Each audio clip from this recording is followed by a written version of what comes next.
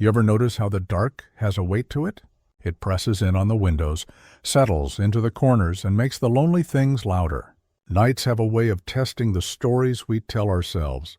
They ask the quiet questions we don't always want answered. My son calls me every night. Not a long call, just enough to hear his voice, enough to know he's there breathing on the other end of the line. He always asks the same question, like he's checking a pulse. "Dad, are you alone?"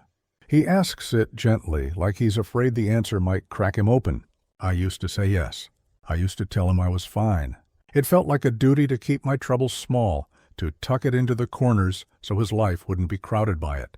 I thought protecting him meant pretending the house was full of light when it was mostly shadows.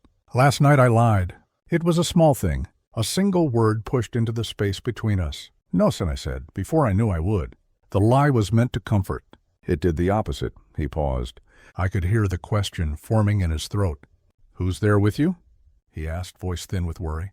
I hadn't planned for that. The truth is a dangerous thing when it has nowhere to go. So I tried to hold the lie steady. But holding a lie is like holding a stone underwater.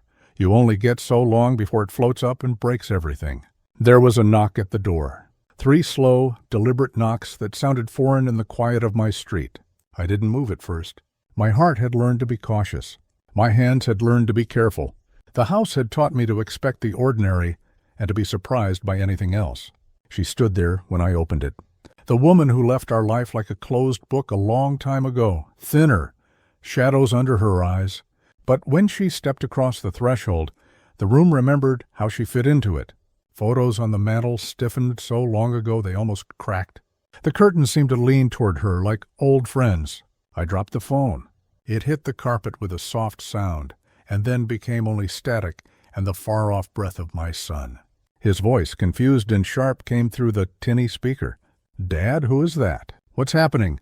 She didn't say hello. She walked into the room like she hadn't been in absence for 20 years. She touched the edge of a picture frame without looking at me, and for a moment I thought she was measuring how much of her life had stayed the same and how much had been lost. "You need to tell him the truth," she said. Her voice sounded like someone who had been rehearsing confession in the dark. "He deserves the truth from you." The truth. 2 words that had been folded and put away in our house, wrapped in every excuse I had ever made. I had told him that she left because she needed space, because she was finding herself, because life had become too loud. I had dressed my shame in gentle language so it wouldn't frighten him.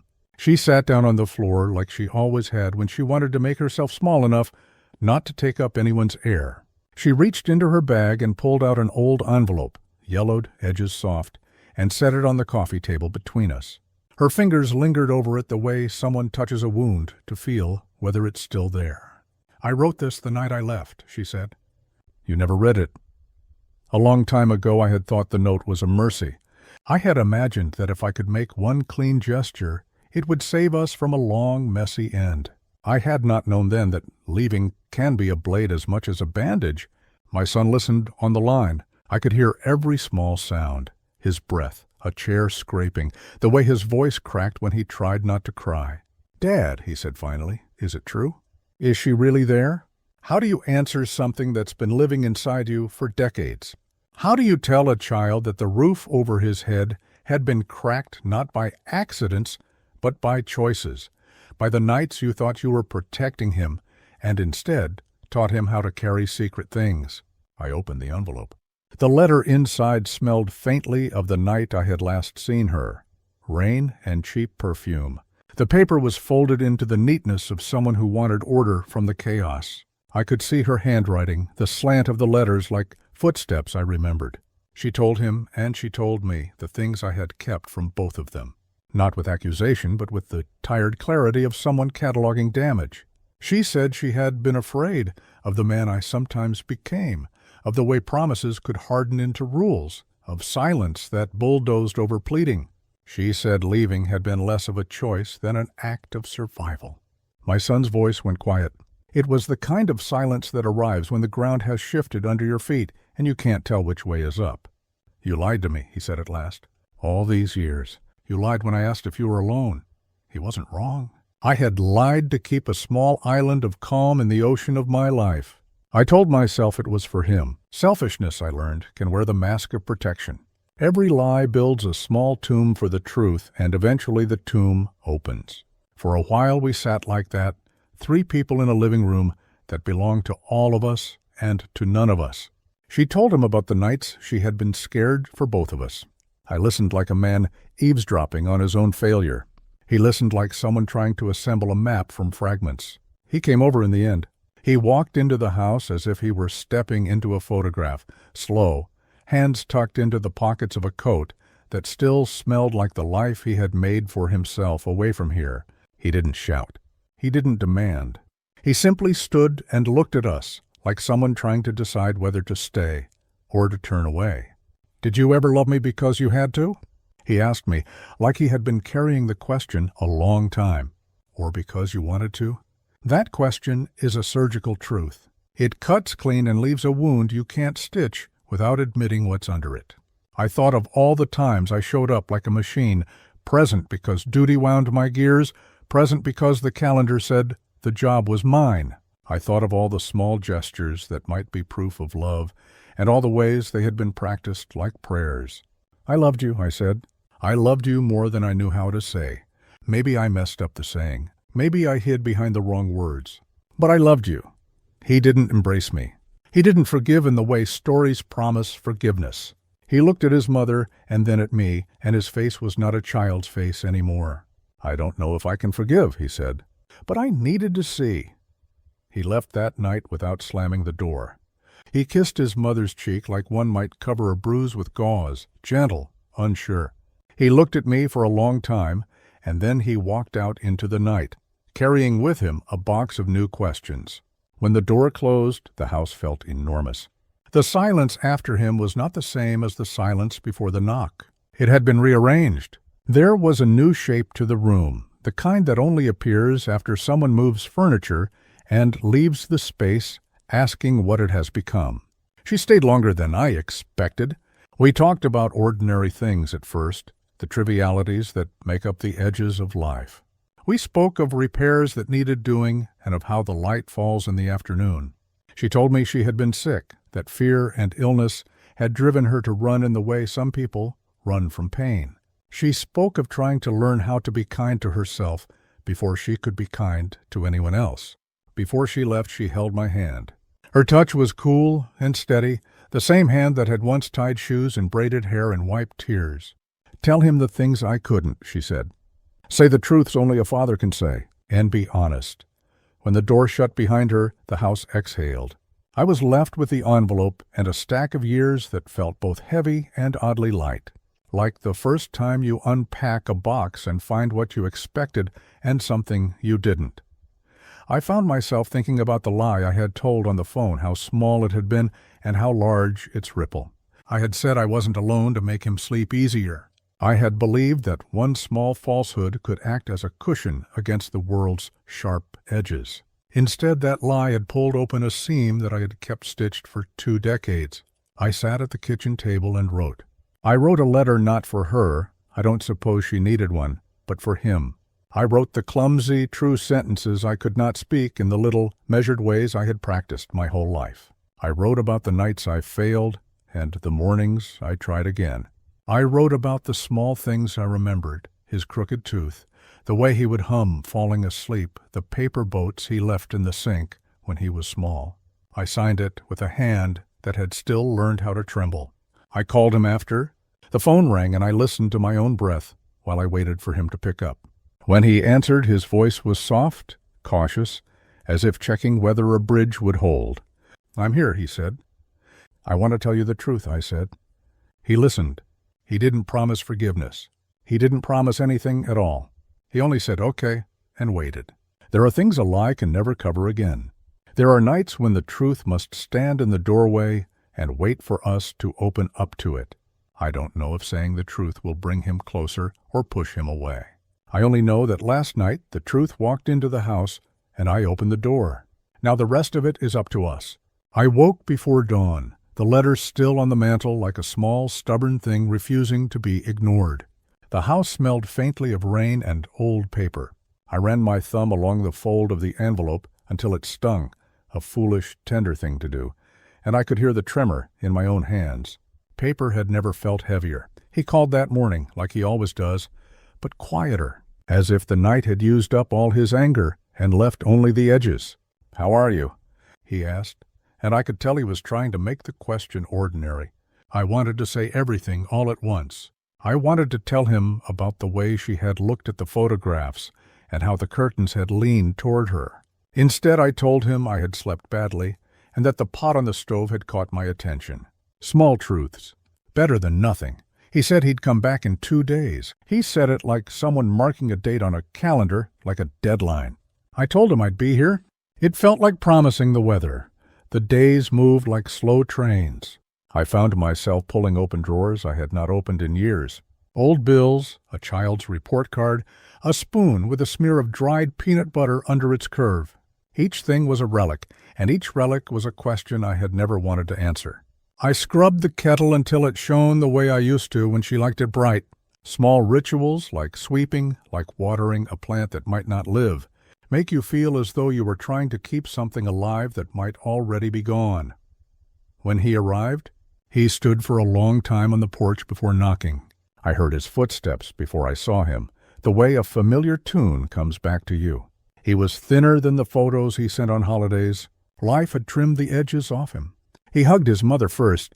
I watched him do it like a man returning an heirloom, cautious, hopeful it wouldn't break. He sat across from me at the table like someone measuring a stranger by the way he folds his hands. He didn't ask for explanations immediately. He watched. I learned that there are ways to look at a man where you try to find the shape of him under the skin. I thought perhaps I could hide in the folds. I was wrong. "Tell me," he said finally. And his voice carried neither accusation nor comfort. It only asked for a map. "Tell me everything." I told him about the nights that had made her breathe differently. I told him about the drinking that started as a way to keep calm and became a way to keep the world away. I told him about the afternoons I pretended to mow the lawn while I sat in the car and counted the minutes until I could go back inside without having to face my face. I told him about the pockets of silence that married us more surely than vows, the silences where a man learns how to become a ghost in his own home. I did not try to dress it up. Pride had been my old costume. It had fooled a lot of people, me most of all. He listened to each small confession, and then he asked what I feared most. "Why didn't you let me know?" he said. "Why did you let me grow up thinking she left me because of me?" I thought of the night he found that paper boat and the way his small handwriting promised him a brave future. I had wanted to spare him the jagged edges. I thought that what I hid would protect him. The paradox of protecting someone by keeping them blind is a sharp one. I could feel every missed birthday like a stone in my shoe.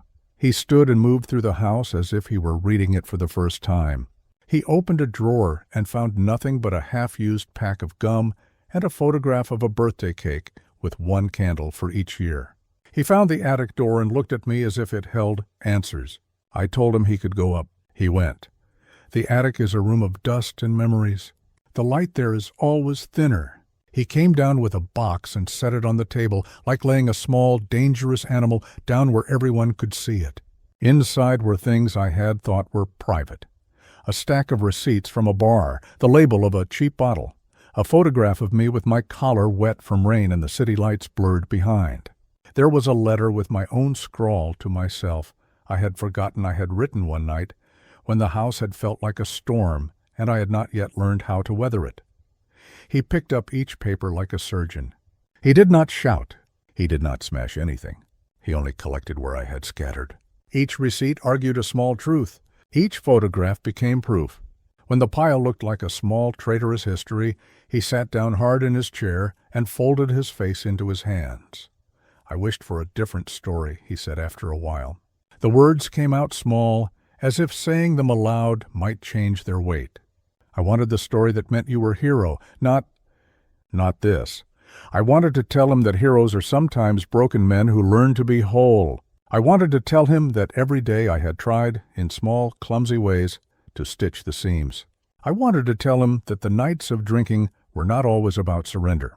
Sometimes they were a coward's attempt at quiet. Instead, I told him what I had done to try to fix things. I told him about the times I went to meetings where men sat in a circle and said their names and failures, and a woman brought coffee and smiles. I told him about nights I went without to pay a debt, and mornings I woke earlier to make up for the hours I had squandered.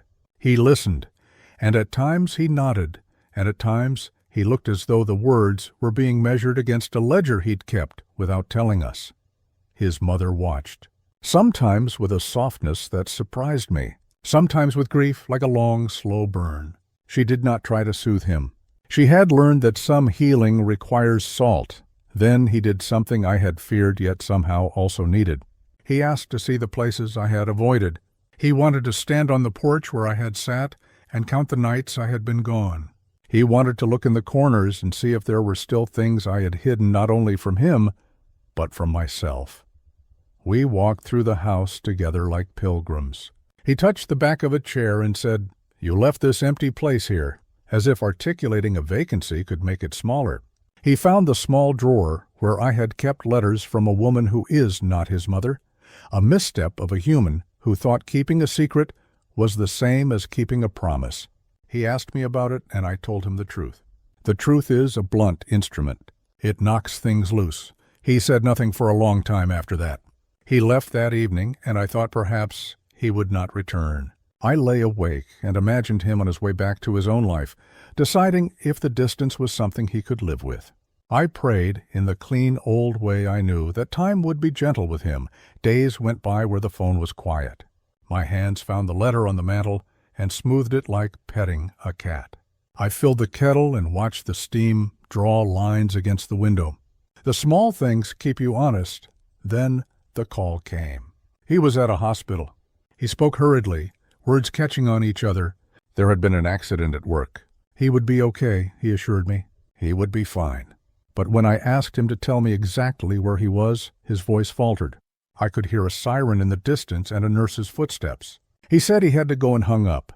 I drove to the hospital like someone following a compass I had not used in years. In the emergency room, he was there with a cut on his forehead and a bruise blooming on his arm. He smiled when he saw me, the kind of smile that tries to reassure but also asks you not to breathe too heavily because weight will collapse it. He asked me to sit with him while they stitched him up. He asked me to hold his hand the way a child asks for a beloved blanket. I sat and felt the needle pierce skin not on my own body but on his, and the sound of it made my teeth ache. It was a small intimacy, and in that quiet, I understood how trust is sometimes rebuilt, stitch by stitch, hour by hour. When they were done, he looked at me with eyes that had learned anger, grief, and something like mercy. "I'm not sure I can forgive you," he said softly. "But I don't want us to drift further. I don't want my children to grow up feeling like our family is a story with missing pages." We spoke about small things then, about his job, about a woman he liked, about whether he would come home more often. He asked me to promise I would go to the meetings more, that I would let him know when the nights were hard. I promised. The words tasted like old plaster, but they were real. On the drive home, the radio played a song I used to hum when he was small. I turned it up too loud, and the city ran past, and for a moment I felt like I had been given a chance to breathe without the weight of secrets. Hope is a quiet and sometimes foolish thing, but there it was, stubborn and small, like a sprout through concrete. When I unlocked the door that night, the light was on in the living room. There was an envelope on the table. Not mine, not hers, his handwriting. He had written something and left it for me. I sat down and read it with hands that shook. He had written that he would come back in a week. He had written that he needed time, but that he wanted to try. He had written a question at the bottom of the page that made my chest stop. "Dad, what else haven't you told me?" The question was simple. It was dangerous. It was an invitation. I folded the paper and put it in my pocket like an unspent promise. I was not sure how to answer. Some things take a lifetime to lay out. Some things require ceremonies. I knew one thing with a clarity that surprised me. I could not hide any more. The truth had been standing at the door, and I had opened it. Now the truth was asking to be walked through the rooms, to be pointed to the stains and named. There was a sound from the bedroom, a soft cough, a noise like someone clearing their throat. I stood and went to the doorway, half expecting her to be there again. The house had a new quiet, an attentive kind of hush. I held the letter in my hand and felt its weight. Outside, a summer thunderstorm gathered like a promise. The first rumble of it shook the panes. I thought of the long roads ahead, and of how small daily choices could either pave them smooth or turn them into chasms. I sat down at the table and began to write, not to excuse, not to hide, but to show. I wrote the things he had asked about and the things I had been too ashamed to own. I wrote until my hand cramped and the ink blurred with the damp of my palm. When I folded the pages, there was a knock at the door. Not urgent, not gentle either. It sounded like someone who had been standing there a long time, waiting for permission. I rose, my heart drumming like it had years ago when I thought the world would always be manageable. I opened the door. She stood there with rain in her hair and a look in her eyes that I had seen the first night, a strange mixture of apology and resolve. Behind her on the porch was a small plain box. Inside, wrapped in tissue, was something I did not expect to see again. He was not there. He had not come to the door with her, but there was a slip of paper tucked under the box. I picked it up and read it with shaking hands. The note was short. 3 words that rearranged my breath. Come outside now. I remember the night sky that evening, thick, slow clouds sagging like an old coat. Rain had rinsed the street clean once already, and the air smelled of wet earth and something like beginning. I held the note in my hand and felt its edges like a promise I hadn't earned. Come outside now. 3 words, blunt and urgent, tucked under a box on my porch. I walked out barefoot because the house felt too loud, and my footsteps on the cold tiles steadied me. She was there, rain beating in her hair, a box at her feet, and behind her the city folding into itself. She didn't look like she needed forgiveness. She looked like someone who had practiced walking toward hard things until her feet knew the way. The small plain box between us was wrapped in tissue, and when she lifted the lid, my breath forgot its work for a moment. Inside was a small, battered tin with a hinge like the one on an old toy I used to fix. It smelled faintly of cedar. When I opened it, there were folded photographs, a hospital bracelet, and a small leather-bound notebook with pages soft from being thumbed. It was not the thing I had expected. It was better and worse. Memory, when it shows itself with its true face, rarely fits your tidy imaginings. She said simply, "He left this for you." The words landed like stones. I looked up at her and tried to read what was behind them. She didn't explain why he had written those 3 words. Come outside now. And I can still see the way the rain made her eyelashes dark. We stood there in the drizzle, and the silence felt less like absence and more like something waiting to be filled. Inside the tin, the photograph that first fell out was of my son as a boy, face upturned and laughing, a smear of cake frosting on his cheek. My throat closed on the sound of it. Then there was a small folded piece of paper with his handwriting, the kind of crooked letters that belonged to youth, but had somehow been steadied by life. "Read this when you're ready," he'd written on the outside. I sat on the step and unfolded it with hands that didn't always follow orders. He had written in blunt sentences that made my chest ache. He wrote about nights he'd lain awake and imagined all sorts of endings for us. He wrote about the time he'd watched me from the window and thought maybe I was someone different from the one who taught him to tie his shoes. He wrote about a fear that became a compass, a fear that we could all be swallowed by the unsaid if we didn't choose to speak. And at the end of the note, he had left a line I kept returning to. "I don't want to spend the rest of my life guessing what you hid. I need to know who you are now." Then beneath it, a single sentence. "Meet me at the park bench by the old elm in 20 minutes. I looked at her. "Why here?" I asked. My voice sounded like paper creased too many times. She blinked slowly. "Because he wanted a place that was ours when he was small. Because that bench has the best light for telling the truth." I folded the paper back along its old crease and tucked it into my pocket. The rain slowed to an ordinary drizzle. I walked to the park with my shoes in my hand, feeling every drop of wet grass press up through the soles. The city hummed around me, indifferent and steady. When I reached the old elm, the bench was empty, and for a moment I thought I was too early. Then he came out from behind the swing set, the coat over his shoulders like armor he didn't want to trust, and his hair still had a bit of rain in it. He sat down without speaking at first, hands joined as if in prayer. And when he finally looked at me, the expression on his face was a map of hard roads traveled with small courage. "I didn't want to make you rush," he said, "but I was tired of waiting. I wanted to gather him up like I used to when scraped knees needed bandages and brave faces needed mending. Instead, I sat and let the silence do some of the work." He began to speak then, words at first small, then angular, then finally steady, as if each one had been practiced like a promise. He told me he had been keeping a journal, a strange discovery I hadn't expected, and in it he had written letters to me that he never sent. He read a passage aloud that made the wind hush itself. It was not a list of accusations. It was the record of a son trying to understand the shape of a father.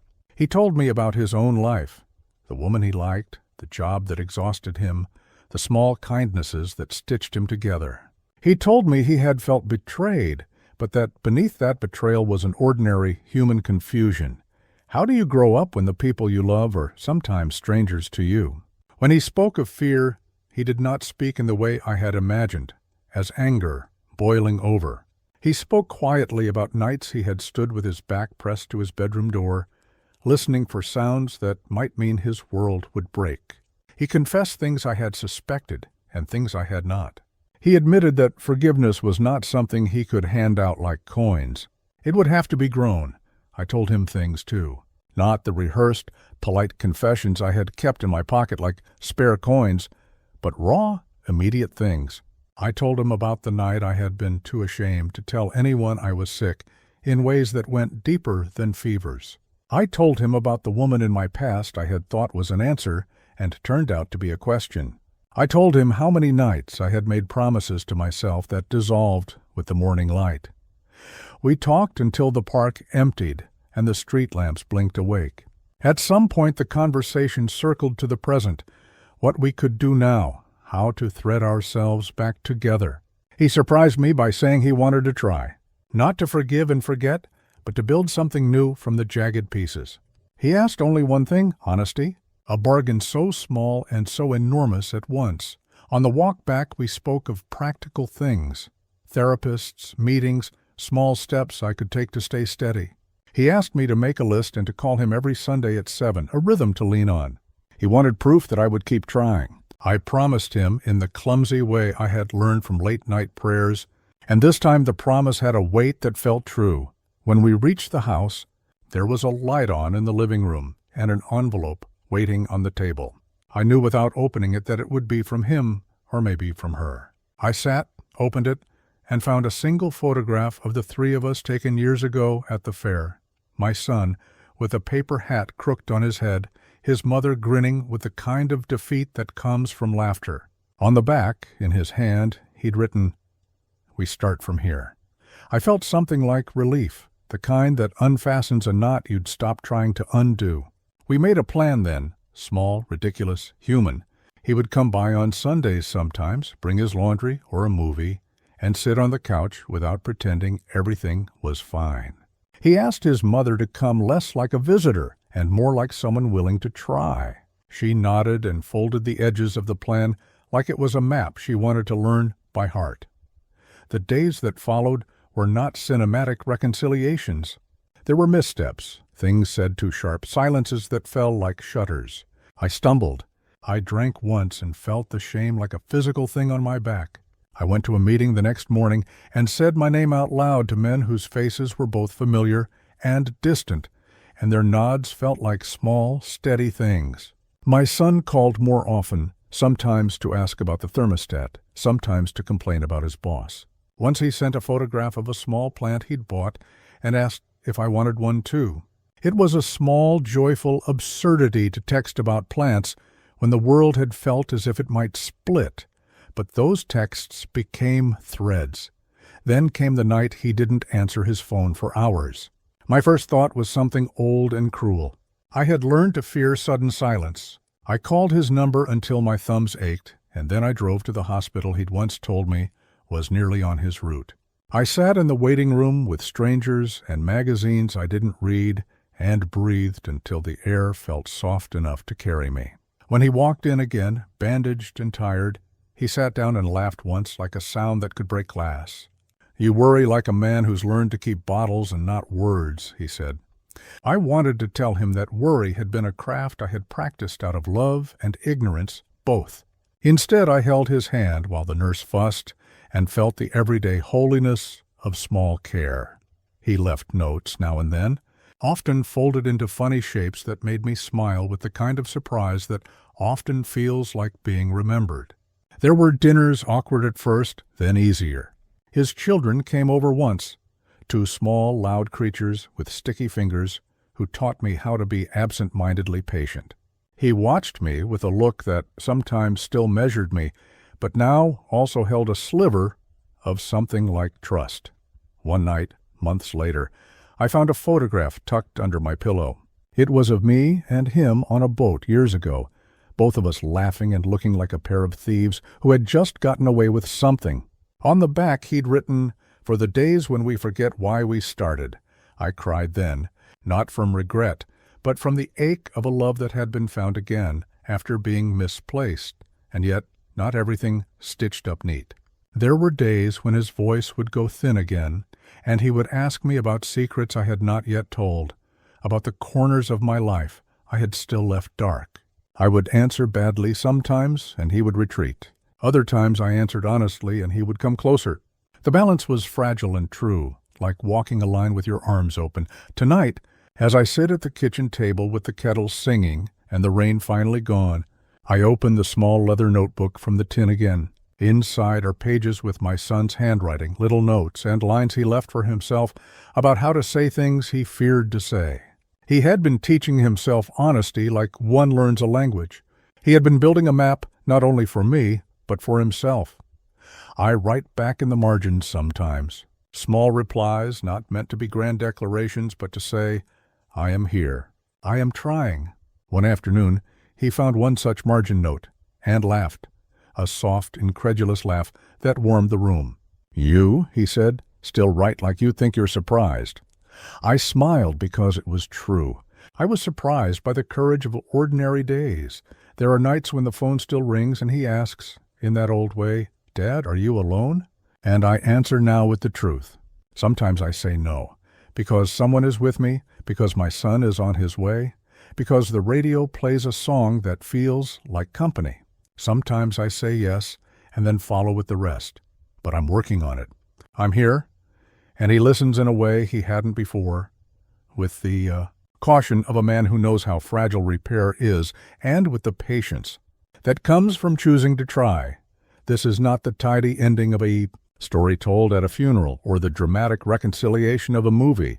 It's the slow, imperfect work of men learning to be present. It's trips to the hardware store, calls that last too long, and the small stubbornness of keeping a promise to ring on Sundays. It's also the nights I still tremble at the thought of old habits, and the mornings I wake and choose coffee over comfort. Sometimes I walk past the mantel and see the envelope he left, see the tin and its little bones of memory, and I feel grateful for a letter that asked me to step outside.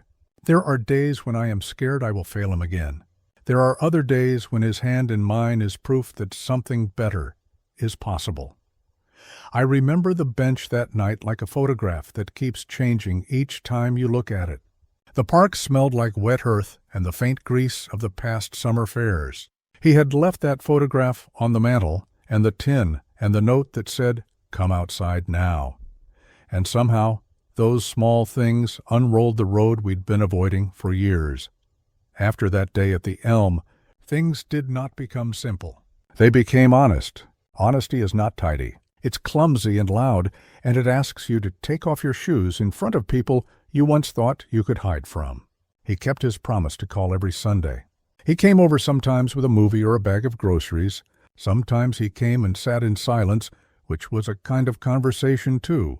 We made lists together, appointments, meetings, names of men who had kept their hands steady, long enough to help me learn steadiness. She came around more often as well. She moved through the house with an economy that surprised me. Small offerings, a pie, a hand on the back of a chair. She never asked to be forgiven. She simply placed herself where she thought she might be useful. I think she had practiced regret until it fit her like a coat, and she wore it quietly. One evening, the three of us sat at the table under the warm yellow lamp, and he asked something that sounded like a child asking to be picked up. "Will you promise me you won't disappear again?" he said, his voice thin with old hurt. I told him then what I had been telling myself in the mornings when the kettle whistled. No more running. I promised not because promises are magic, but because I had learned the muscle of them. I would go to the meetings. I would tell him when nights were hard. I would answer him honestly when he asked if I was alone. "I will try," I said, "and I will fail sometimes, but I will always come back and tell you about it." He laughed once, the small surprise laugh he always gives me when my words sound like honesty instead of rehearsed courage. "That's enough for now," he said. "That's something." Then the winter came like a slow confession, white and blunt. She called one night and said she'd been to the doctor. Her voice trembled on things she would not say outright. I sat at the kitchen table and held the phone like it might float away. She said the words finally, the ones that hang people like banners. They found something. Cancer. The syllables knocked the air out of me as if someone had slammed a door in a room that had been holding its breath. I could see the way he took the news, his face folded into maps of the years we had lost. He came to the hospital the way people who have learned the route to emergencies go, without drama, only a steady, aching speed. In the waiting room we sat, and I watched him watch me. He did not kneel. He did not make speeches. He simply placed his hand on mine, a hand I had seen as both judge and savior in my life, and that contact was small and enormous all at once. She was thinner than the memory I'd carried. Illness strips details down to the core and leaves you with a person you must learn again. She smiled in small fits, as if saving her strength for laughter was an art. She asked about trivialities, if the curtain still matched, if the plants on the sill were thriving. She wanted ordinary answers in the midst of extraordinary endings. The days in the hospital folded into a different kind of life. We learned the rhythms of machines and the way light sits on a linoleum floor. He would go home at night to the life he'd built, a life that smelled different now of coffee with someone else, and then come back with new gloves and more warmth. We ate sandwiches at the bedside and pretended for the sake of the small hours that we were having an adventure. There were things we never said out loud, and things we said too plainly. Once, when it was just the three of us in the fluorescent light, she turned to me and did something I had not expected. She apologized. Not the kind that slides off the tongue, but a full apology that felt like lowering a ladder so someone could climb back in. Her words were not an eraser. They were a map. "I was frightened," she said. "I thought leaving would keep him safe. I thought it would save us from worse things." She looked at our son, and for the first time I saw in her eyes an honesty that did not demand absolution. "I was wrong," she finished simply. He did not say forgive right away. Forgiveness doesn't always arrive like that. It sometimes takes its time, like a guest who needs to be convinced that staying will be worth the rent. But he sat with her. He listened. He let his hands be near hers. He brought photographs and old jokes and the unremarkable courage of staying. One night she asked him to bring the tin we had found. He had kept it on his shelf for weeks. Inside it, under the photographs and the bracelet, there was a small folded paper I had not seen before. He handed it to me. His hands were steady. He said nothing. I unfolded it, and the handwriting was his, my son's. It was a letter he had written to us both, a thing he had thought to leave as a map in case the worst came. He had written that he forgave us in pieces. He had written about how anger had been a kind of armor, and how sometimes armor keeps you from touching life. He had written that he wanted his children to know the messy truth of family, so they wouldn't grow up building castles in the air of perfect parents. He had written in a line that made me feel smaller, in a good way, "I want to teach them how to keep promises. Not the perfect ones, the steady ones." We read that letter in the sleepy hours, and we laughed and we cried, until our faces felt raw. That night, when the monitors hummed like a comforting machine, she reached for my hand and said, "Thank you for coming back." I wanted to say it was my penance. I wanted to say it was my cowardice. But I said what the room needed most. "Thank you for staying." She passed on a late afternoon with the sun like a fire through the curtains. It was gentle in a way I had not expected. The hospital room was full of the small things we had tried to hold together: photographs, mismatched teacups, a blanket with too many years on it. He sang an old song I had hummed to him as a boy, and I felt that song move through the room like a balm. The sorrow was sharp, but there was mercy there too, the kind that comes when endings are honest and quiet. The funeral was a strange ceremony of small arrivals and subdued laughter, stories told with wet eyes, tales of the woman who had once been full of jokes, and then of the one who had gone away and come back. He cried openly there in front of people I had expected him to hide from. He was not ashamed of that. He had stopped trying to be the man who could carry everything alone. After she was gone, the house felt like a stage with one less actor. The first nights were heavy and raw, but he came more often then, somehow, like a friend who realized the value of the company he had squandered. He brought his children sometimes, and their small voices filled corners that had once been too quiet. He taught them how to make paper boats. He let me teach them to whistle badly on purpose, so they'd laugh at me. The smallest things stitched new threads. There were mornings I stumbled.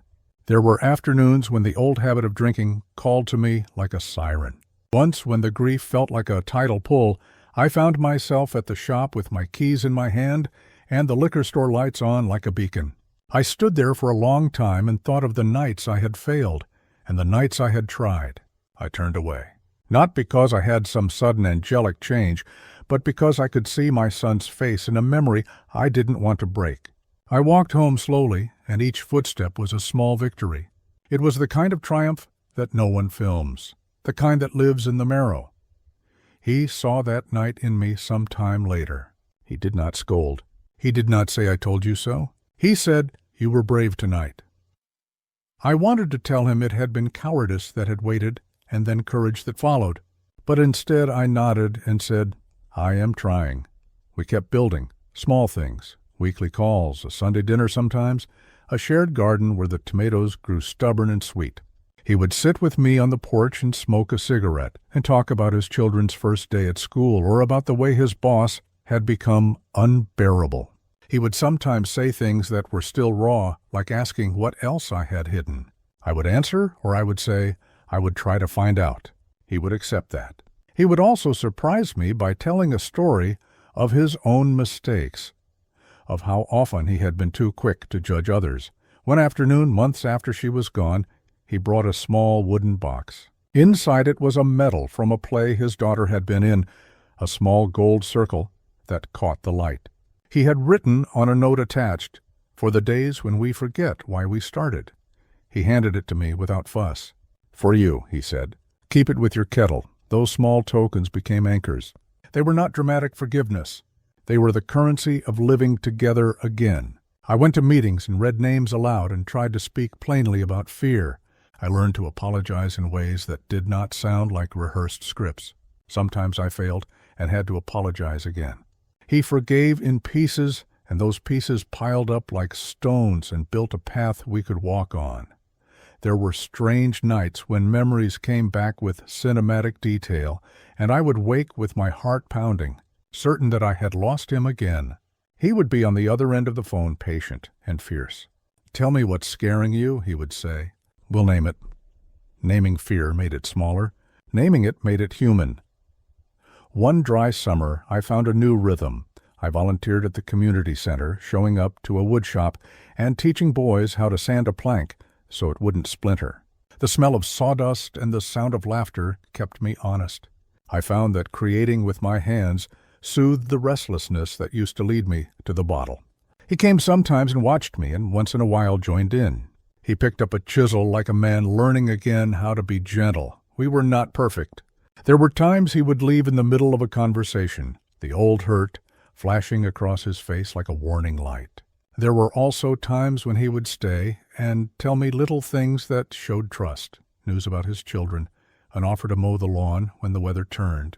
Those offers had no fanfare. They were quiet work that made houses feel like homes again. Years fold like book pages. Little by little, the ache grew thinner. It did not vanish. You do not simply erase 2 decades. But the presence in the house began to be measured not by absence, but by the small habits we maintained. He called less like checking a pulse and more like sharing a weather report. I answered honestly. Sometimes I said I'm alone and then added, but I'm here, and I'm working on it. He listened like a man who had chosen patience. One evening, as the sun spilled honey across the wall, he placed his hand over mine and said, "Dad, I'm proud of the way you didn't run." The words were simple and terrible and lovely. All at once, I felt younger and older and entirely present. I had, in a slow and unglamorous way, become someone worth choosing to be near. There are nights I still walk past the mantel and see the envelope he left, the tin with its small bones of memory. Sometimes I touch the edge of the photograph and think about the man I was and the man I'm trying to be. There are days when I lie awake and worry I will fail him again. Those nights are the sharp ones. But there are other days when his hand in mine is proof, little, stubborn proof, that something better is possible. I don't know how many more chapters we'll get. Life is short in ways that do not announce themselves. But I do know this. When the phone rings now and he asks, in his old voice that still carries concern, "Dad, are you alone?" I answer him honestly. Sometimes I say no because someone is with me. Sometimes I say yes and tell him what I'm doing about it. He stays on the line. He listens, and in that listening, we have rebuilt a house of small truths that holds us both. The mornings started to feel ordinary again, which is to say they felt fragile and precious, the way clean glass feels after you've held it in both hands. I got used to small routines, Sunday calls, the smell of whatever his wife was baking when they came over, the way the grandchildren left a constellation of toys on the floor like islands you had to tiptoe around. I liked the tiptoeing. It reminded me that life had not, in fact, ended. It had simply rearranged itself. One afternoon in late spring, I was out on the porch sweeping the dead leaves into a neat pile when the world tilted on me. One second I was looking at a bird flapping uselessly at the sky. The next, I couldn't lift my arm. The broom slipped from my hand and clattered to the step like an accusation. The left side of my face went numb. The grass smelled like summer, and the air felt heavy and slow. I panicked. It was a small, stupid thing to do, but I panicked anyway. I fumbled for the phone and my hands wouldn't obey. I remember thinking, in a dry, unreal way, that this is what it must feel like to watch your whole life reduced to a few confused signals. The fear was immediate and sharp. What if I couldn't be the man who could say I'm here anymore? He was at work, a meeting, he said later. He wasn't at home. But he came anyway. He found me half on the porch and half on the kitchen tile, a ridiculous, ordinary man made ridiculous by time. The ambulance made the end of the day into something official. The hospital smelled of antiseptic and waiting. Machines hummed a steady, mechanical mercy. We learned the word stroke that night. It's an efficient word for a frightening thing. The doctors spoke in clipped sentences that meant everything and nothing until they didn't. The first night I woke wired and thin, like a wire stretched too tight. I wanted to apologize for collapsing. My son held my hand and did not let me. He didn't flinch at my weakness the way old me might have flinched at his. "You're not a burden," he said, and his voice was steady enough to be a promise. "We're going to do this together." He sat there with a bowl of hospital jelly and a newspaper folded the wrong way, like a man trying to create ordinary while the extraordinary happened around him. There was a bravery in that smallness that surprised me. I had always expected bravado, not breakfast. Rehabilitation was a slow, relentless thing. It doesn't look like heroics on stage. It looks like morning exercises done in a room painted a color meant to be calm. It looks like a spoon relearned over and over. It looks like a man learning to speak clearly, so the words stop tripping over the new edges of his tongue. I practiced walking with a strap around my waist, and a nurse who said again, with a cheerfulness that had nothing to do with cheer, I learned patience the way the earth learns to accept weather, because it has to. There were hard days. There were days when I wanted to lie and say I was fine. I wanted to hide the tremor, to hide the times my left hand forgot how to grip. Old habits are not easy to kill, but each time the temptation to hide came, my son would come and sit in the quiet corner of my room, and we would talk about nothing that mattered and everything that did. He would tell me about his day, about his children, about how his boss had finally stopped making stupid jokes. And then, over tea, he would ask me how the exercises were going and listen like he meant it. He carried me in ways I didn't expect. He arranged for someone to come by in the afternoons when he couldn't. A woman from the community center with a laugh that made the rooms feel less clinical. He drove me to appointments and sat in the waiting room with a magazine upside down because he wanted to be visible in the small, very human ways. Sometimes he cried in the car when he thought I couldn't hear. Once he whispered, I was so afraid, and I wanted to tell him everything would be fine. Instead I said, me too, which was true and enough. The grandchildren learned a gentle care earlier than you'd expect. They would come with drawings and ask for homework help, then quietly stack the cushions so I could reach my feet. Children are honest in the ways adults forget to be. They taught me to laugh at my own mistakes again, whether it was missing a step or dropping the spoon. Their smallness was a kind of medicine I hadn't known I needed. But life is not a single lesson. It offers you relief and then tests you anew. One evening, after a good day of therapy, I found an old photograph wedged behind the mantel. It was of me and him and his mother once, laughing with our faces turned sunward. I smiled and a sharp ache stabbed through me, grief that still sat like a stone. I called him from the porch, wanting to say something soft, and he answered quickly, like someone who had learned the rhythm of calls. That night, he told me he was thinking of moving his family closer. It would make sense, he said. My job's flexible now, and the kids could finish the school year nearby. He sounded hopeful and nervous, the way he always did when he planned big things. My chest swelled with a joy that hurt. I wanted to tell him to stay, to anchor himself to this life we were slowly rebuilding. But I also wanted, fiercely, for him to have the life he had built that smelled of someone else's coffee and of small freedoms. I surprised myself by saying, Go, take it. We'll visit. He hesitated, the line breathing on both of us. Will you be okay? He asked, and I understood in that question the entire anatomy of worry. I could have lied. Instead I said, I will be all right. You won't ever have to decide between your life and me. The promise felt thin and strong, both at once. Time has an odd way of teaching you what matters. The months turned into seasons. I kept my appointments. I went to the meetings. I worked on my woodworking and gave away little wooden birds with wings that didn't quite match because I loved the giving more than the perfection. I watched my son hold his children and teach them to throw a ball. I watched him teach them forgiveness, less as a concept and more as a muscle. One winter evening, my son sat across from me with a small envelope.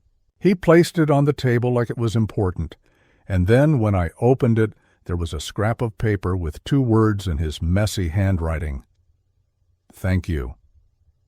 It was small, and it was everything. We do not forget the past. We carry it like a tatty suitcase, but sometimes we unpack it, sort through it, fold what can be folded, and leave behind what only weighs us down. I will always hold the sting of what I did and what I hid. I will always carry the memory of her leaving and returning and leaving again. But I also have the sound of his children laughing, the scrape of sandpaper on wood, the morning sunlight on the porch. There are nights when I still wake and worry that the progress will slip away like soap from your hand. Those nights are long. But there are mornings when I put on my coat and walk down to the bench by the elm and watch people pass, and I feel the small, stubborn joy of being present. I watch a young father help his daughter onto the swing and imagine myself in that scene without the ache, and that imagining becomes practice. If you ask me whether we are fixed, I would tell you the truth. We are not. We are a collection of attempts, of returned calls, of mended habits, of the daily work of being human. But if you ask me whether it was worth stepping outside for a scrap of paper and a tin, whether it was worth facing the mess and the shame and the slow work of repair, I will tell you yes without hesitation. Because in the end, what I learned to hold most carefully was not the past, but the hands that still reached for me. I woke that morning with the taste of metal in my mouth and the quiet of the house like a held breath. The seasons had spun us forward, spring had settled into summer, and the small routines we'd built had become bones in my days. He had taken the job closer to town, just like he'd thought he might, and his family moved within an hour. They were near enough that their laugh could reach me, not so near that our old edges scraped each other raw. It was the right distance for now. When he told me he'd signed the lease, I felt something loosen in my chest. A relief I hadn't expected, and a small grief for the ways life reshapes you. He promised more Sundays, more calls, less silence. He kept those promises with the stubbornness of a man who had seen how the little things stitch up what big ruptures tear open. We fell into a new rhythm. He dropped by sometimes with a casserole that tasted faintly of someone else's kitchen and stories about his children's school days. I taught my granddaughter how to whistle badly on purpose, and she laughed so hard she could not catch her breath. She declared my attempts the best, and that was enough to make a week feel large and bright. The house filled with toys and small voices, and the kind of mess that warms a room instead of hollowing it out. I kept going to the meetings. I learned to say the words "I'm struggling" like they were ordinary sentences. Saying them out loud made them less monstrous. I carved little wooden toys for the kids and gave them away with the kind of pride that is not loud but steady. The smell of sawdust and the weight of a plane in my hand taught me patience in a way I hadn't expected. Men in the workshop nodded at me without judgment, and that, strangely, was healing. One autumn afternoon, a letter arrived in handwriting I could not at first place. It was from a woman I had known once, an old friend who used to visit when the house felt too small. She'd written about a reunion of sorts of people who had been part of our neighborhood before life moved them away. She wrote with warmth and a little mischief, asking if I would come and tell a story about the wooden birds I used to make. I told myself no, my life had been narrowed to appointments and small errands, but then I found reasons to go. The world outside my porch felt friendly enough to risk. At the reunion, I sat on a folding chair and told the story of how I learned to sand a plank without splinters, of how little hands accept imperfect wings with more grace than grown ones. People laughed, and some of them nodded like old friends do when you've been given a chance to explain yourself. My son came too, a quiet presence at the edge of the gathering, and afterward he pulled me aside and said, "You should come more often." "It suits you." "It suits me because you're here," I said. And we both laughed because some truths are better spoken lightly. Winter brought quieter things. The grandchildren learned to make the paper boats again, and the kettle on my stove earned more use than it had in years. I learned to celebrate small victories, a morning without tremors, a walk to the corner store, a meal eaten without having to rest halfway through. Each small triumph felt like a coin I could put in a jar and show somebody. When I needed proof I was still capable of trying, there were also the nights when the ache returned, when memory slid under my ribs, like a cold, and I found myself walking the rooms in the dark, whispering apologies to the pictures on the mantel.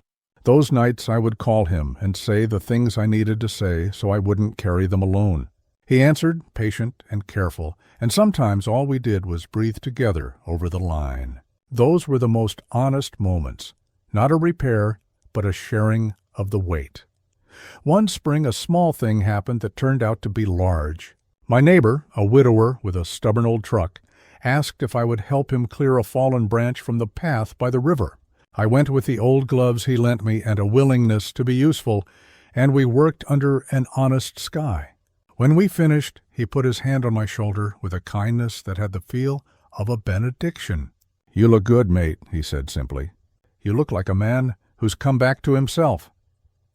I didn't tell him all the hours I had spent worrying that the self I had come back to was only a carefully practiced performance.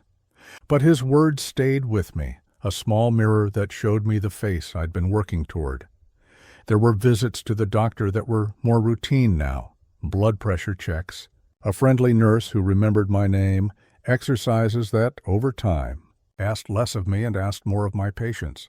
The stroke had left marks, sure. There were days I dropped things I loved, and sometimes my speech came in a slow tide. But the slowness taught me how to listen better. I learned to savor words like coins, to hand them out one by one. One Sunday he came with his family and stayed longer than usual. They ate, the kids ran through the house like small seasons. And later, in the quiet after dessert, he said, "Dad, I've been thinking about something." His voice had that steady edge I'd come to trust. I want the kids to know where they come from. I want them to know we're not perfect, but we try. I want them to have the stories. I felt something shift then. Legacy had always felt like a heavy word, some collection of deeds and money and hard lessons. But the way he spoke made it feel human. Not a ledger, but a set of small handed-down things. A wooden bird, a recipe, the ability to say sorry. He asked me if I would write some of it down. Not a confession laid like a stone, but small stories, the ways my hands learned to carve, the stupid mistakes I made, the times I took the wrong exit and ended up somewhere that taught me something. He wanted them for his children to read when they were old enough to understand the messy grace of human beings. So I began to write. My handwriting trembled at first. The pen felt like a new tool. I wrote short notes and then longer recollections. And sometimes I would read them aloud to him while we sat on the porch and the light was thin and honest. He would listen and sometimes add a memory of his own. We stitched together a book of small things, recipes, woodworking tips, a list of songs to whistle badly, apologies written as if they could soften edges. Not everything was easy. There were mornings I still felt the old weight and wondered if I'd undone enough harm. There were moments when grief returned as sharp as a winter chop, and I found myself at the sink, staring at the grain of the wood.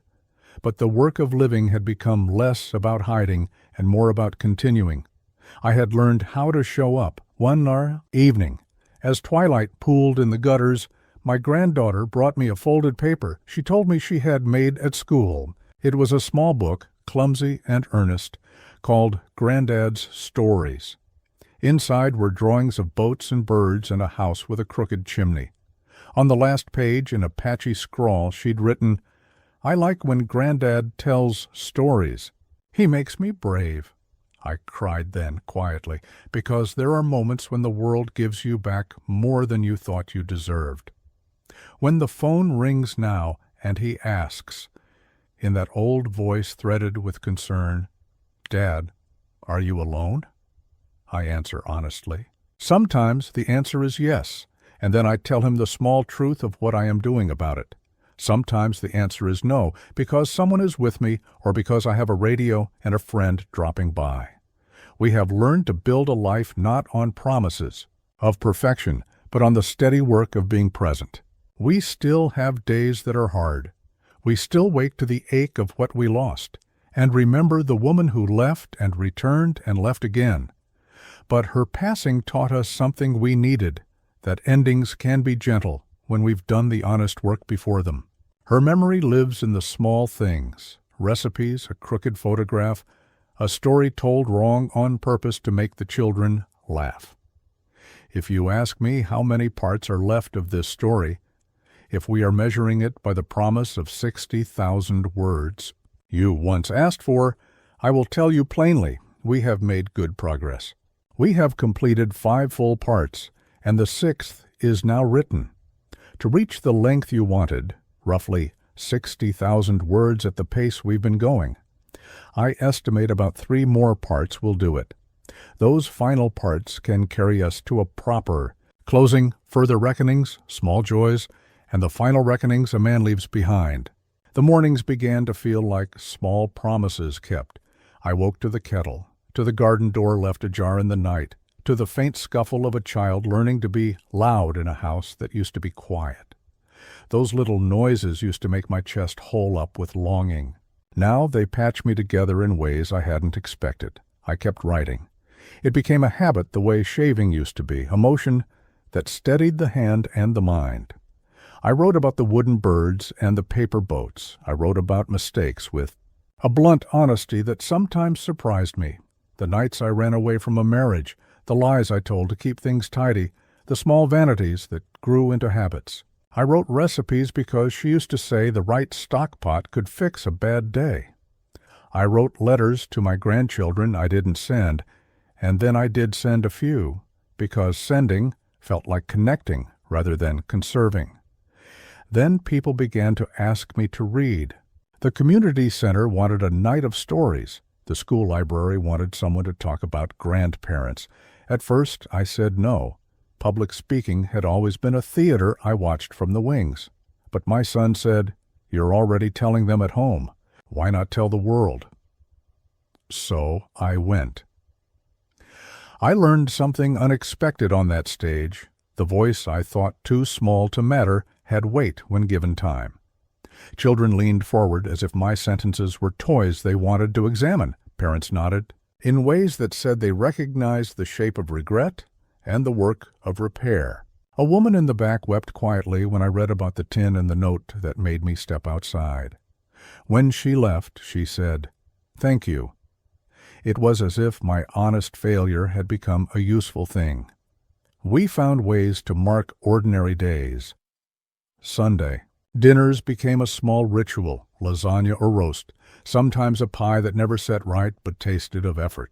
We planted tomatoes in a narrow strip of earth behind the shed. My granddaughter declared them my tomatoes and told anyone who would listen that Granddad made the best garden. Those tiny victories mattered. They were stitches. One evening, after a dinner that had been loud and clumsy and full of crumbs, he sat across from me and said, "Dad, I want you to think about where you want to be buried." The sentence landed like a stone. I don't know why he chose to say it then. Maybe because grief had a habit of sharpening ordinary conversations into something harder. Maybe because he wanted practical things done while we could still do them together. I laughed the way you laugh to soften an ache. But I also listened. We talked about the things we'd leave and the things we'd keep. He wanted a box of letters for the children, small, honest notes they could open when they were ready. He wanted my woodworking tools to go to the community center if I could no longer use them. I wrote a list. Making lists felt like making promises in ink. Then, one slow autumn, my health gave me another test. My speech grew tangled some mornings, and my left hand refused to spoon with the grace it used to have. Therapy came back into my life like an old, necessary friend. The physical work was the same kind of patience I'd learned in the wood shop, sanding, smoothing, repeating. My son sat in the clinic more nights than I expected. He learned the names of my therapists and the jokes they told to keep the rooms light. There was a day, raw with March wind, when I woke and could not remember the name of a close friend. Panic sat heavy in my chest. Memory is a slippery thing. It can be cruel in the smallest ways. We make jokes to cover for it, and that is how hope first hides. He came over, took my hand, and we walked to the river like two men who had some small business to attend to. He did not scold. He did not pity.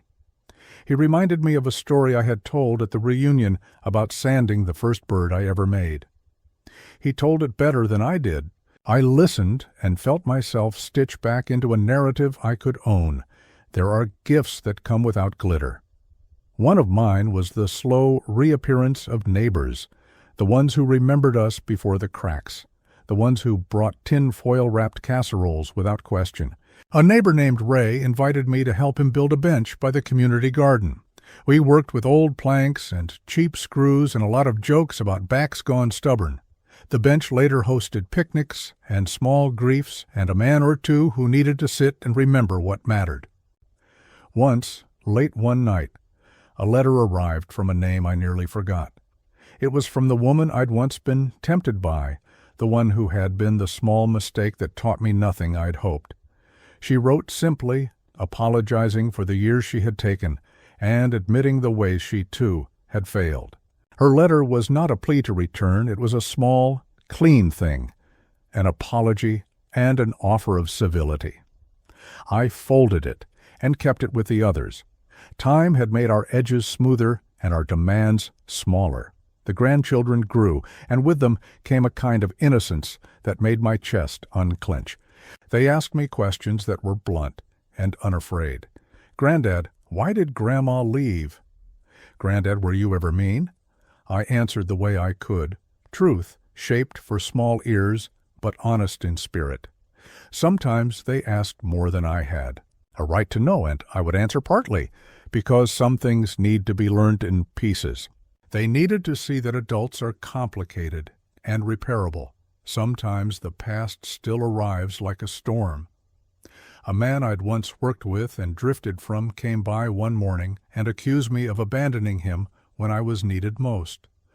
Old habits of shame pressed close. I listened to him and answered with the kind of words that are not excuses, but recognitions. I had failed. I had left. I had not known how to be better. Admitting that softened him. He stayed for tea. There was an evening he asked me to teach him to carve a small bird. He stood awkward and clumsy with a chisel, and yet he made a bird that had something like dignity. He laughed when he saw how crooked the wings were, and I laughed with him. Teaching someone to sand without splinters is an odd way to keep faith, but it was ours. I started to collect the things the children liked most. The boat pattern that folded without breaking, the way to whistle that made birds seem to answer. I wrote them down in a small book we called Things to Keep. He helped edit it, and once he told me in a voice so soft I almost missed it, "These are good. This is the kind of thing they need." That praise mattered more than I let myself admit. Time kept moving in its patient, indifferent way. There were ordinary joys, an afternoon at the river, a simple birthday cake with too much icing. There were ordinary pains, doctor's appointments, tests that took time to explain. We kept the small rituals that saved us. Weekly calls, a list of chores that made the house feel lived in, a chair in the kitchen I always favored, so the grandchildren could climb into my lap. One night I woke to a nightmare of doors closing. I called him, and we sat on the phone breathing together until the dark felt less like an accusation and more like a room waiting to be lit. "Tell me what's scaring you," he said, and it was the kind of sentence that repairs. Naming fear makes the thing manageable. We named, and we planned, and we promised. Small vows this time. Like calling when I go out and letting him know if a morning looks brittle. The longer this went on, the more I understood what we had built. Not a fortress of perfection, but a hammock of honest ropes. It swayed sometimes, it sagged other times, but it held. He called less like a man checking my pulse and more like a friend wanting to share a joke. He trusted me with small things, a recipe, a secret about a grandchild's drawing. I trusted him with my mornings. There will be more chapters. There will be the seasons that test things in ways none of us can predict. I know this with a quiet certainty. But there is also a truth that gives me peace. I stepped outside when a scrap of paper asked me to, and that step has rerouted the rest of my days. The work is not finished. Repair is not a single act. It is the slow art of showing up. I woke that morning thinking about small things. A cup left half full on the counter. The way the light hits the kitchen tile at 8. The threadbare patch on my favorite cardigan. Ordinary things, they had become my map. I used to think maps were for finding places. Now I know they're for remembering how to get home. He called that day with news. His eldest had been accepted into a school a little farther away. A good program, the sort that makes a father proud and nervous in equal measure. He spoke with the care of a man choosing words like stones to build a bridge. I listened and felt proud. And with that pride came a small sharpness, the odd regret that I would miss the early mornings of pancake batter and shoelaces. That regret was real, but quieter than it used to be. It was a patient thing. It waited beside joy. I've learned the difference between being useful and being needed. They are not the same. Useful is fixing a hinge, being able to reach a high shelf. Needed is the messy human thing of presence when someone is afraid. I try to be both now. I have a list taped inside the kitchen cabinet. Small tasks, phone numbers, the names of friends I owe a call to. The list keeps me honest. It keeps me busy in a way that feels holy. There is a rhythm to the days. Therapy on Mondays, a workshop on Thursdays, and Sunday calls like clockwork. The grandchildren grew faster than I expected. They began to recite whole stories at the table, little epics full of dragons and buses and impossible pets. I learned to listen as if their inventions mattered as much as any history.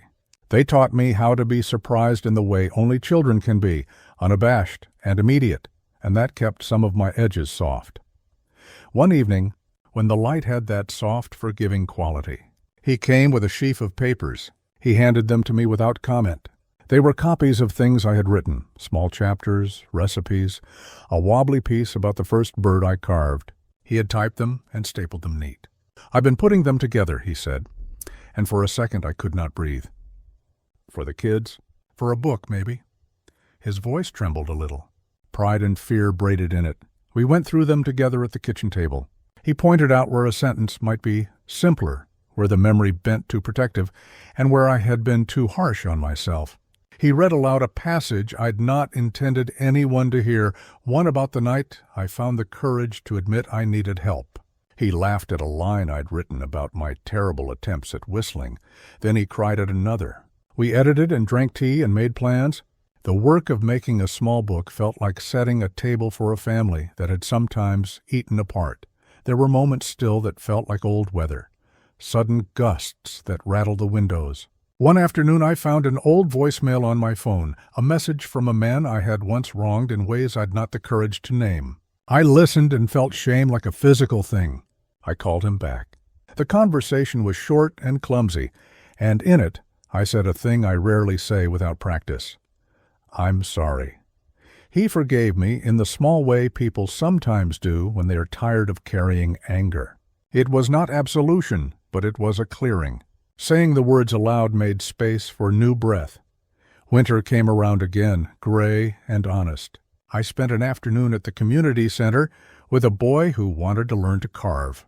He was impatient, the way boys are, ready for a finished bird before the wood had even been coaxed into shape. He jabbed at the chisel, and I corrected his grip with a gentleness I would not have known 10 years before. He looked up at me and asked why I bothered to fix old things when new ones are easier. I told him it's because some things are worth the trouble. He thought for a moment and then smiled. His smile felt like a small reward that does not demand a ledger. There was a night I think about often, when the phone rang, and it was him at the other end, voice thin and urgent. "Dad, can you come?" he asked. He didn't say why. I took my coat and left my slippers on the mat, the way you leave things when you don't assume you'll be gone long. He met me at the hospital entrance with that same quiet speed that had become his manner. She was back in a way I had learned to expect, small and brave, holding the edges of life with a care I had not always matched. They were adjusting medication, a new test, a pause that felt permanent. We sat together on the uncomfortable plastic chairs and did the only thing we could do well. We kept company. There was no grand speech. There were tissues and jokes that made the nurse roll her eyes. We lived in the small pocket of the present and let the future gather its own shape. When we finally left the hospital, it felt like stepping out of a boat onto a different shore. We carried a frayed blanket and a list of appointments. He helped me into the car and drove with a calm I envied. In the quiet of that drive home, I thought about how much of life is the slow folding of routine into grace. It looks very ordinary from the outside. Appointments, pills, the ritual of conversation. But between those small acts runs the thread of everything that matters. Spring slid into summer, and with it came a day that would change the way I held my evenings. He called in the morning to say that his wife had taken a job in the next town, and they'd signed the papers. They wanted us closer. He wanted our house to be the kind of place their children could visit without it being an event. He wanted less travel and more weekends together. The idea made my heart lurch in a way that was both fear and delight. I had learned to live with fewer surprises. Now there would be more, noisy, bright, ordinary ones. We made plans then. They would move in stages. He would keep work hours that allowed for school plays and gardening.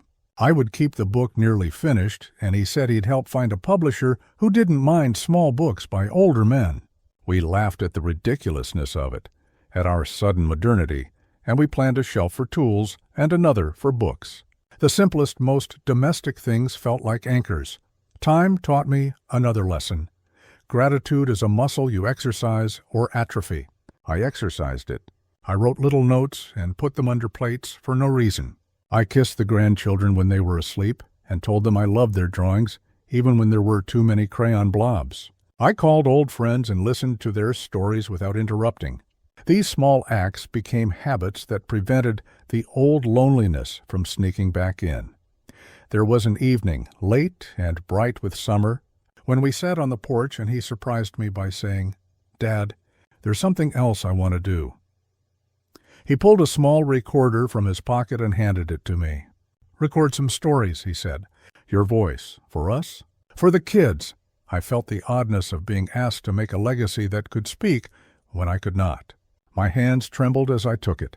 I told a few half-remembered stories into that little box. My voice felt thin, but when I played it back, the sound was unmistakably mine.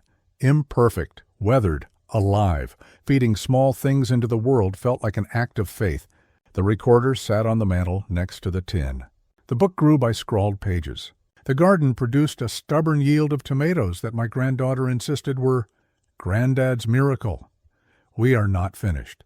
There are still chapters to write and failures to own. There are still times when my mouth forgets a word or my hand moves too slowly. But there are more mornings than not when I wake and think, with a strange calm, that I have done good work. The work is not grand or headline-making. It is the daily, patient craft of being with people who matter. If you ask me whether the step I took when a scrap of paper told me to come outside was worth the years of trouble that followed, if that single choice redeemed 2 decades of mistakes, I will tell you without boasting that it set everything in motion. It did not erase harm. It made room for truth. It opened a small door, and through that door came the slow, stubborn work of repair. I go to bed now sometimes with a notebook at my bedside, a pen I can trust. I jot small things, a joke my grandson told, the color of the sky at dawn, the way my son laughs when he remembers something from his childhood. I write so that when the nights are long and my throat feels heavy with the weight of years, I can read back the days I kept. It steadies me. We will keep walking. We will keep talking. The book will find its way into small hands. The birds will be carved and sometimes uneven, and someone will smile anyway. The work of being human, I have learned, is not a single heroic deed, but the humility of returning again and again to the small acts that make a life bearable. It was early winter when the first snow came, a quiet kind that falls with no wind, like it had been waiting for permission. I woke before dawn that morning, made tea, and sat by the window to watch the yard soften under white. The world was silent in a way that felt kind, not empty. I thought about how, for most of my life, silence had frightened me. It had sounded like judgment. Now it sounded like peace. The phone rang a little after 7. He never called that early, unless something mattered. His voice had that soft, hurried tone that always made me sit straighter. "Dad," he said, "can we come by? The kids want to see the snow at your place." I laughed, because of course it was the same snow. But to them, my house made it special. Within an hour, the driveway was full of boots and scarves and laughter. The grandchildren charged into the yard like explorers, making clumsy snowmen and declaring each lump of ice perfect. I watched from the porch, wrapped in my old wool coat, the same one I wore when I used to walk them to the park before life grew complicated. He came and stood beside me, hands in his pockets, his breath a faint fog in the cold. "You okay?" he asked. "Yes," I said. "Better than I've been in years." And I meant it. We stood there a while, watching his kids play, until he said something that caught me off guard. "Dad, do you ever think about, the end?" He said it gently, like someone offering you a fragile thing. I didn't answer right away. I sipped my tea and let the question hang between us, visible in the air like our breath. "I do," I said finally. "Not in fear, just as a kind of bookkeeping. Making sure I've said what needs saying," he nodded. "I think about it too," he said. "Mostly because I don't want it to surprise us," I smiled. "Death always surprises us, but we can prepare the living part. That evening, after they'd gone home, I found myself at the desk again, writing. I wrote a letter, not to anyone in particular, but to the idea of my family, to the line of us that keeps going whether I'm here or not. I wrote about the sound of laughter in winter, about the way forgiveness feels when it's real, about how love isn't loud, it's consistent. I folded the letter and tucked it into the same tin that started all this.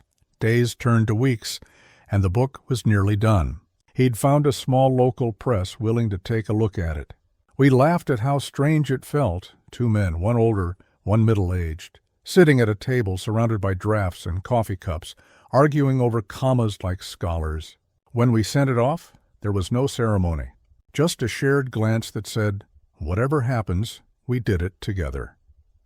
The weeks after that felt like waiting for a verdict you'd already accepted. I didn't expect much. Life had already given me more closure than I'd earned.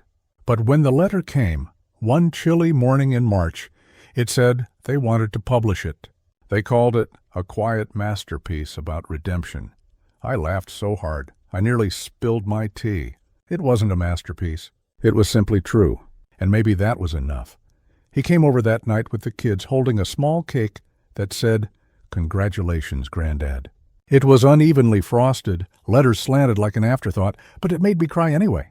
We sat around the table, eating cake and telling stories, and I realized that what we'd built, this messy, patched-together family, was better than any perfect thing I'd ever dreamed of. Weeks later, the first printed copy arrived. The cover was plain, cream with the title in small letters, "Step Outside." I ran my fingers over it like it was a living thing. He stood there smiling, a little teary, and said, "You did it, Dad?"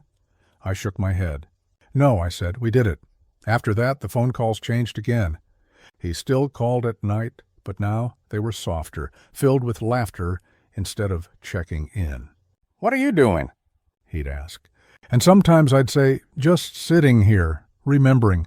The last time he asked if I was alone, I told him the truth. "No," I said. "Not anymore, because I wasn't. Not really." The house breathed differently now, full of warmth, of echoes that didn't hurt anymore. Even when it was just me, it wasn't just me. There were stories in the walls, laughter in the corners, and forgiveness living quietly in every room. When I close my eyes these days, I see them, all of them, out in the yard. Under the snow, their footprints overlapping mine. I see the tin on the mantel, the letter that changed everything, the small paper boat floating in the sink. I hear his voice, steady and kind, saying, "Step outside." And I do. Every morning I do.